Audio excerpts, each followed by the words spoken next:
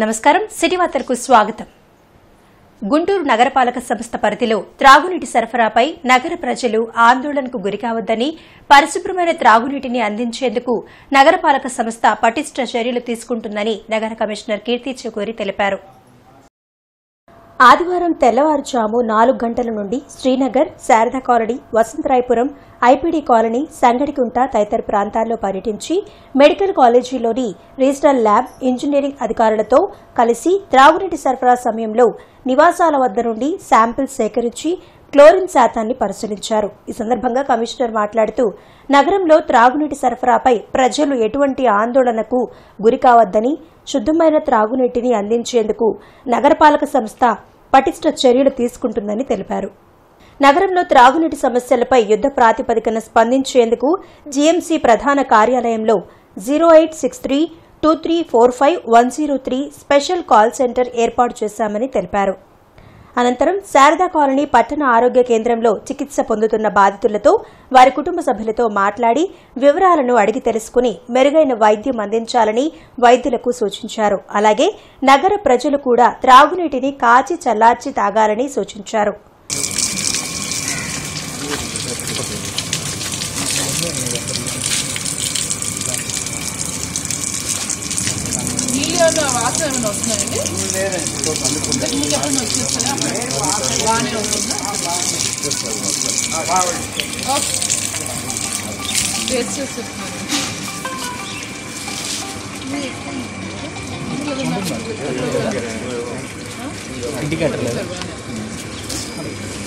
Check చేసుకోండి. Stall girls hostel అంటారు.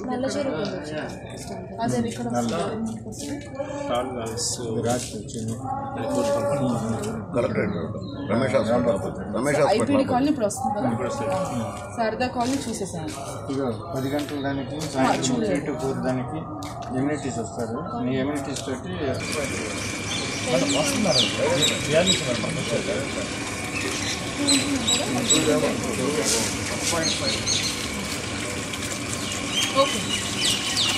శ్రీనివాసరావుపేటలో నూతనంగా అభివృద్ది చేసిన పార్క్ను మంత్రి విడదల రజని ప్రారంభించారు. మేయర్ కావటి మనోహర్ నాయుడుతో పాటు స్థానిక వైసీపీ నేతలు గేదెల రమేష్, వెంకటరమణ తదితరులు పాల్గొన్నారు. 40 లక్షల వ్యయంతో వాకింగ్ ట్రాక్, ఓపెన్ జిమ్ ను ఇక్కడ ఏర్పాటు చేశారు. స్థానికంగా రోడ్డు నిర్మాణంకు మంత్రి, మేయర్ శంకుస్థాపన చేశారు. వైసీపీ అధికారంలోకి వచ్చేటప్పటి నుంచి అభివృద్ది కార్యక్రమాలు శరవేగంగా జరుగుతున్నాయని గేదెల రమేష్ తెలిపారు. ఈ శ్రీనివాసపేటలో పార్కు డెవలప్మెంట్ చేసి ఈ ఏరియా మహిళలకి సౌకర్యం కల్పించే విధంగా వాకింగ్ ట్రాక్, ఓపెన్ జిమ్ 40 లక్షల రూపాయలతో ఈరోజు అభివృద్ధి చేయడం జరిగింది. ఈ కార్యక్రమంలో మినిస్టర్ గారు విడుదల రజనీ గారు, మేయర్ గారు పాల్గొని జయప్రదం చేశారు. పార్క్ ఓపెనింగ్ చేయడం జరిగింది. అలాగే ఈ శ్రీనివాసరావుపేట వేణుగోపాలపురంలో ఎప్పుడో గత 25 సంవత్సరాల నుంచి లేని రోడ్డుకి ఈరోజు శంకుస్థాపన మినిస్టర్ గారి చేతి మీదుగా, మేయర్ గారి చేతుల మీదుగా చేయడం జరిగింది. అభివృద్ధిలో వైఎస్ఆర్ పార్టీ అనేది అభివృద్ధి అంటే వైఎస్ఆర్ పార్టీ అంటే అభివృద్ధి అనేది ఈ విధంగా ముందుకు పోతా ఉందని చెప్పి కూడా ఈ సందర్భంగా తెలియజేస్తా ఉన్నాం.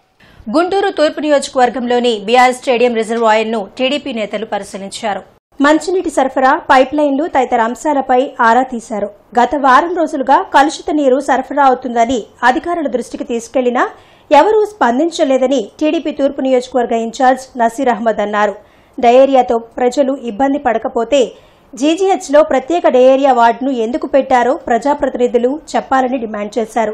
2 నెలల్లో ఎన్నికలు ఉన్నాయనగా ఇప్పటికిప్పుడు పైప్లైన్ పనులు హుటాహుటిని ఎందుకు చేపట్టారని నసీర్ ప్రశ్నించారు. ప్రభుత్వ ఆసుపత్రుల్లో ఎక్కడ కూడా ఇది డయేరియా బారిన పడి చనిపోయినటువంటి ధృవీకరణ ఇవ్వకుండా ఇది కేవలం కలుషిత నీరు వల్లే చనిపోయారు. ఎందుకంటే నిన్నే చూసాం మేము 15 మంది గవర్నమెంట్ హాస్పిటల్లో నిన్న అడ్మిట్ అయినటువంటి పరిస్థితులు. నేను అడుగుతా ఉన్నా, నిజంగా నీరు కలుషితం కాకపోతే మీరు ఎందుకని డయేరియా కోసం సపరేట్ వార్డు పెట్టారో ఒకసారి అధికారులు చెప్పాలి.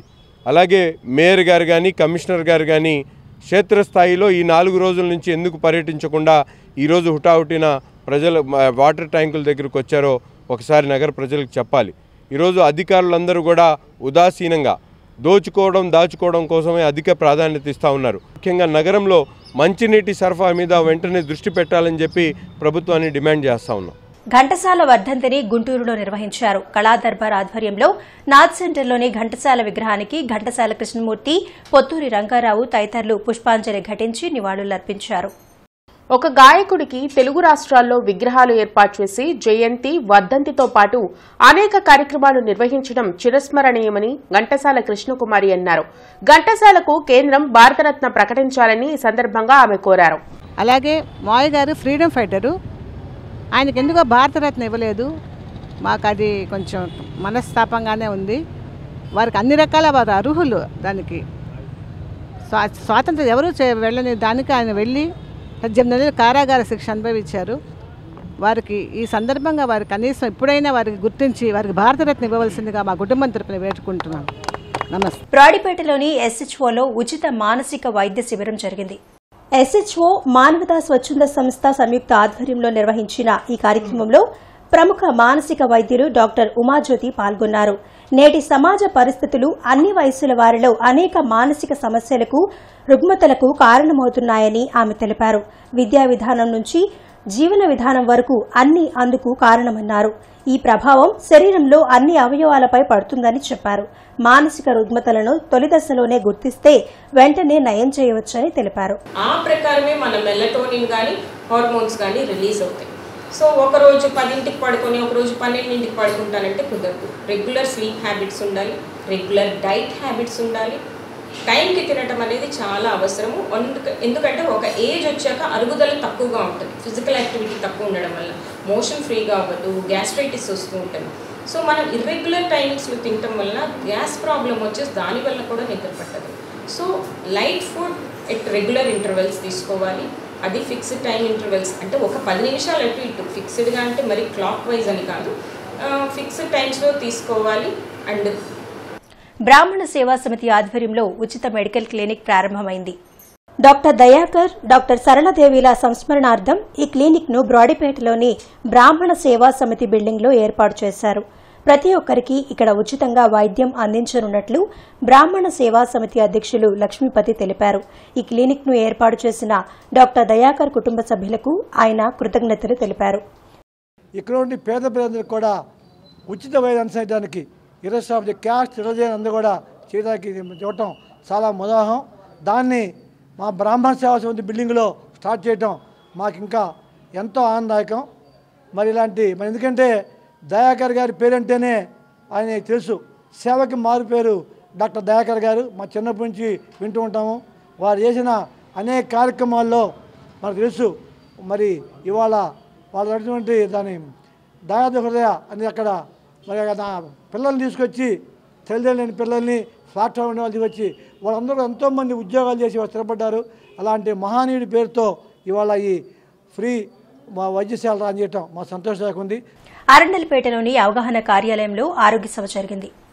ప్రముఖ రుమటాలజిస్ట్ డాక్టర్ మానుకొండ మురళీకృష్ణ పాల్గొని కీళ్లు, మోకాళ్ల నొప్పులు, ఆర్థరైటిస్ వ్యాధుల నివారణపై సూచనలు, సలహాలు అందించారు. నోరు పొడిబారడం కీళ్లవాతం యొక్క ప్రధాన లక్షణమని తెలిపారు. కళ్లపై కూడా కీళ్లవాత ప్రభావం ఉంటుందన్నారు. మన స్ప్లీన్ కి మన అరుగుదల జీర్ణాయస్సు చేసే ప్యాంక్రియాస్ రోగాలు ఉంటాయి. నోరు పొడిబారటం కీళ్లవాతం యొక్క ప్రధాన లక్షణాలండి. అర్థమవుతుందండి? ఓకే. కొంతమందికి వాళ్ళు ఈ నోరు పొడిబారపోయినా కొంతమంది ఏం చెప్తారంటే నవ్విలేటప్పుడు మింగేటప్పుడు గొంతులో ఏదో ఉన్నట్టుందని చెప్తారు. అది వాళ్ళకి అర్థం కాకపోయినా, లాలాజలం సరిగ్గా లేకపోయినా, నోరు పొడిబారటం తెలియపోయినా వాళ్ళు ఏం చెప్తారంటే మింగేటప్పుడు ఏదో గొంతులో ఏదో ఉన్నట్టుందండి, మాకు మింగేటప్పుడు కష్టంగా ఉందని చెప్తారు. ఇది మెయిన్ లక్షణాలు. కొంతమంది కంటే ఈ కీలవాతం ఉండే వాళ్ళకి రోగ నిరోధక శక్తి ప్రాబ్లం వచ్చే సమస్య ఉంది కాబట్టి వీళ్ళకి ఏమైందంటే పళ్ళు కూడా తరచు పాడైపోతుంది. ఎందుకు పాడైపోతుంది అది కూడా చెప్పేది ఇదండి. మరియు ఈ కీలవాతం ఉండే వాళ్ళకి జుట్టు కూడా పాడైపోయి పల్సర్ అయిపోయింది. కీలవాత పేషెంట్స్ కి మరియు మంత్రి విడుదల రజని జీజీహెచ్లో వాంతులు, విరోచనాలతో బాధపడుతూ చికిత్స పొందుతున్న బాధితులను పరామర్శించారు. అనంతరం మంత్రి మీడియాతో మాట్లాడుతూ చికిత్స పొందుతున్న బాధితులతో మాట్లాడానని, వైద్య సేవలు బాగున్నాయని బాధితులు కూడా చెబుతున్నట్లు వెల్లడించారు. జీజీహెచ్లో పనిచేస్తున్న వైద్యులు, వైద్య సిబ్బంది, ఆసుపత్రి సూపరింటెండెంట్ అప్రమత్తంగా ఉండి మెరుగైన వైద్య సేవలు అందిస్తున్నారని చెప్పారు. కలెక్టర్ ఎం వేణుగోపాల్ రెడ్డి, నగరపాలక సంస్థ కమిషనర్ కీర్తి, ఈ సంఘటనపై పూర్తిస్థాయి నివేదిక అందించాలని ఆదేశాలు జారీ చేశామని పేర్కొన్నారు. ఇక్కడ ఉన్నటువంటి వైద్యులు, సూపరింటెండెంట్ గారు, ఇక్కడ ఉన్నటువంటి డాక్టర్స్ అందరూ కూడా ఆ వచ్చిన వాళ్ళందరూ కూడా మెరుగైన వైద్య సేవల్ని ఇక్కడ అందించడం అనేది జరుగుతూ ఉంది. మరి ఇప్పుడు జీజీహెచ్కి వచ్చి చూసినప్పుడు ఇప్పటికి 20 మంది కూడా మరి ఈ వాంతులు, విరోచనాల కంప్లైంట్తో మరి అందరూ కూడా ఇక్కడ అడ్మిట్ అయి ఉన్నారు. వాళ్ళందరితో కూడా ఈచ్ అండ్ ఎవ్రీ వన్తో కూడా మరి వాళ్ళని పలకరించడం అనేది జరిగింది.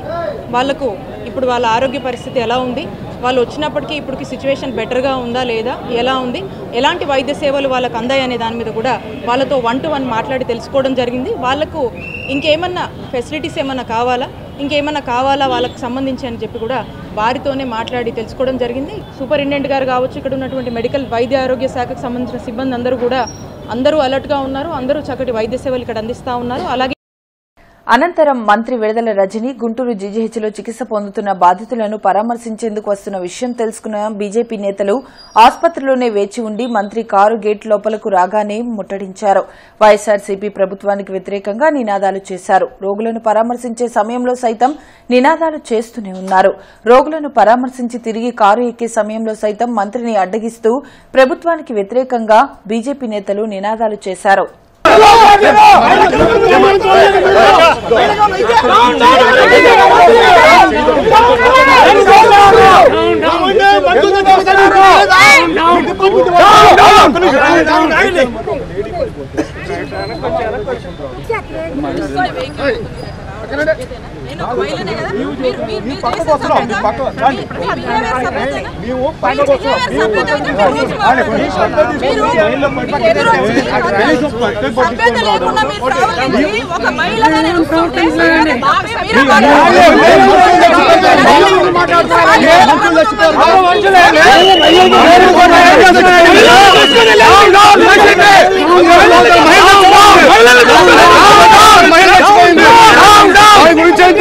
మాజీ ప్రధాని దివంగత పివి నరసింహారావుకు భారతరత్న రావడం పట్ల బ్రాహ్మణ సేవా సమితి హర్షం ప్రకటించింది.